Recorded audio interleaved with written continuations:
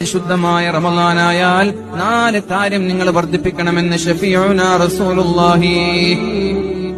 2 കാര്യം എനിക്ക് വളരെ ഇഷ്ടമാണ്, 2 കാര്യം നിങ്ങളുടെ ആവശ്യമാണ്.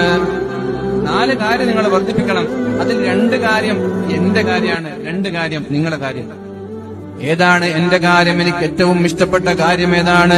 ഒന്ന്, അശ്ഹദു അല്ലാ ഇലാഹ ഇല്ലല്ലാഹ് അസ്തഗ്ഫിറുല്ലാഹ്.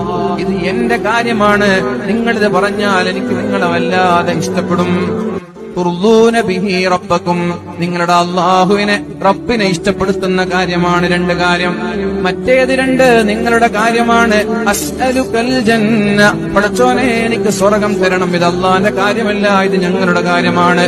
വഅഊദു ബിക മിനന്നാർ, അല്ലാഹുവേ നരകത്തിൽ നിന്ന് എന്നെ നീ കാക്കണേ അല്ലാഹ്. ഇത് വല്ലാതെ വർദ്ധിപ്പിക്കണം എന്ന് മുഹമ്മദുർ റസൂലുള്ളാഹ്